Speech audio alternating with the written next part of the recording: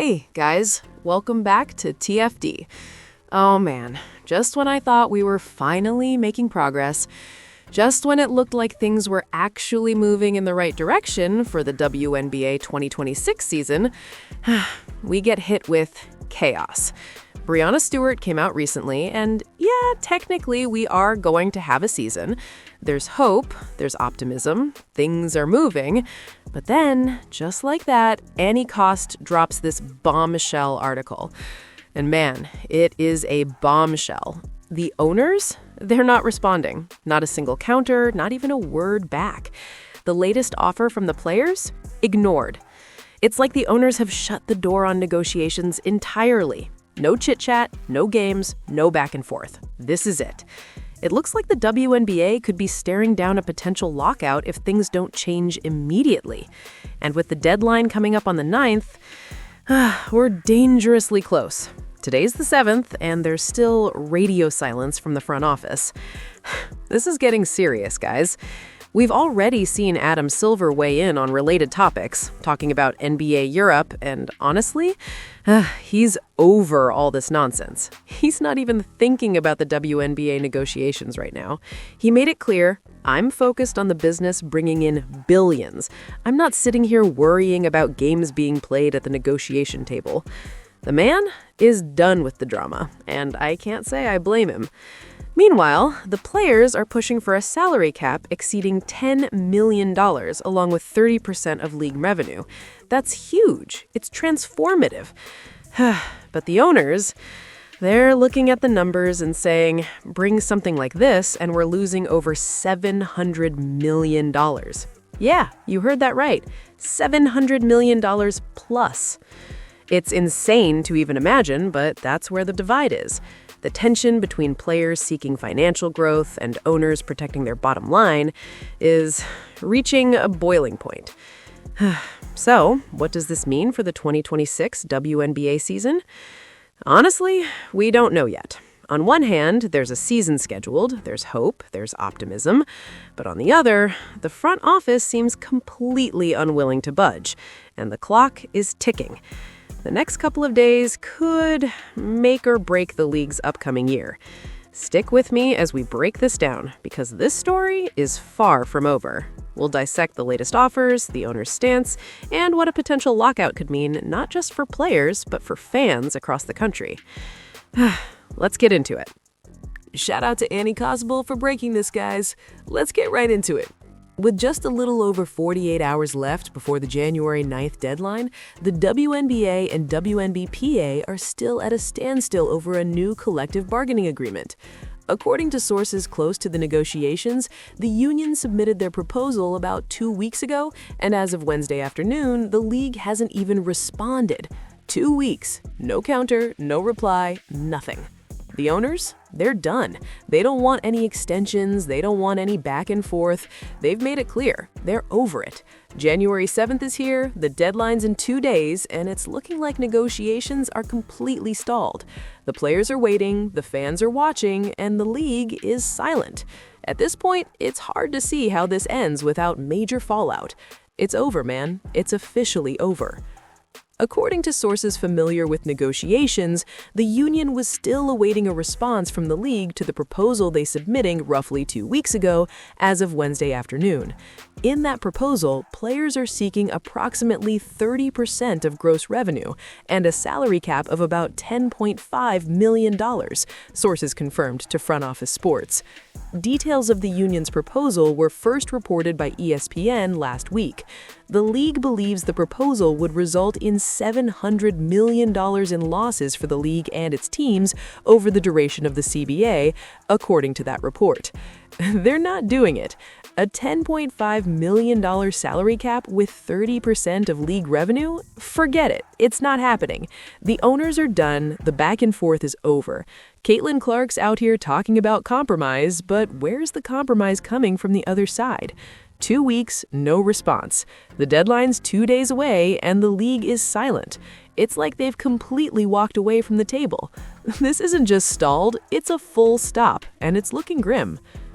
You've heard a lot of chatter about what we're asking for is not sustainable for the business, Nafisa Collier said during an Unrivaled broadcast Monday. Being on this side with Unrivaled, I know what it takes to run a sustainable business. If they can't find a model that makes it happen, they need to put people in place who can. We've proven that it is possible. There is a way. We're thriving in that. Respectfully, y'all need to stop pretending this is the same grind as the WNBA. Y'all out here doing 3-on-3 in the same gym every day, no chartered flights, no traveling across the country or the world, no filling massive arenas, or dealing with the logistics of a full professional season. Stop. Just stop. Don't get it twisted. I'm glad everybody's making money and I hope everyone stays healthy, but it's not the same thing, period. At the same time, y'all keep talking about partnering with the WNBA, but then you're constantly taking shots at the league. That's part of why they probably haven't responded to your latest proposals in 2 weeks. The owners are done with the games, and at this rate, they might be ready to lock you out completely. Let's be real. The league has been open for a year, and who's talking about it? Major networks, ESPN, Fox? Nah. Nobody. The only people covering this, breaking it down, keeping fans in the loop, are independent creators like us grinding on our own platforms. If you think the WNBA is getting the same coverage or respect, think again. It's a different level, a different reality, and it's time y'all recognize that. Both sides agreed to a second extension hours before the CBA was set to expire on November 30th. Last month, the WNBPA authorized a strike in a vote that included 93% participation from players. 98% voted to allow the union's executive committee to call a strike when necessary. If both sides can't agree to a third extension, a work stoppage, whether in the form of a lockout initiated by owners or strike initiated by players, would not be automatic.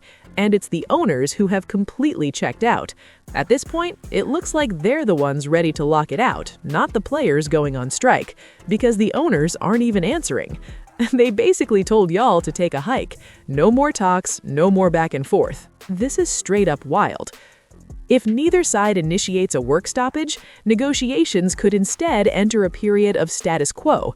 Under the terms of the current CBA, the players could not strike without terminating the extended agreement.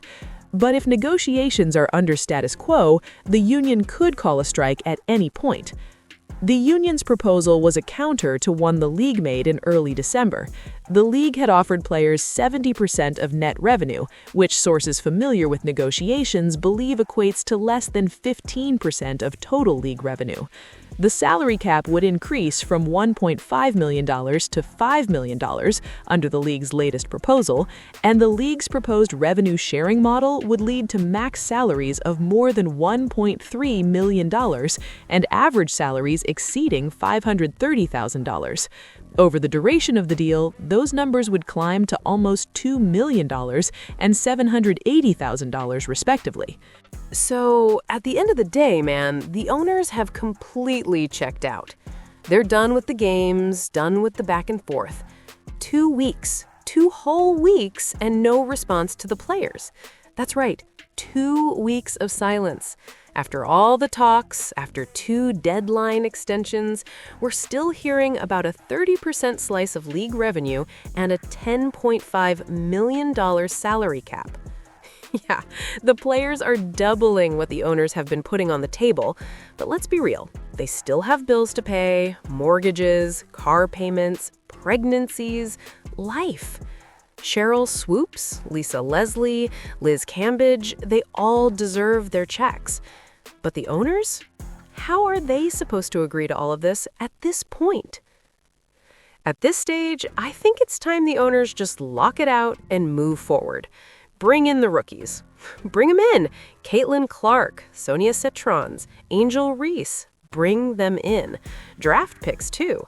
Olivia Miles, Lauren Betts, Flair, Lexi Brown, Kihani Brown. Under contract, move them in. Replacement players if you have to. I don't care who's on the floor at this point. I want to see Caitlin Clark play in the WNBA in 2026. Whether it's against seasoned veterans or new rookies, I don't care. This endless stalling, it's nonsense. We're fed up. The fans are fed up. And that's the problem. The lack of coverage is turning people away. Analysts like Whitlock are saying, "Bro, I'm over it. I don't even want to watch anymore." ESPN, Fox, nobody's talking about Unrivaled. The league's hype is dead right now.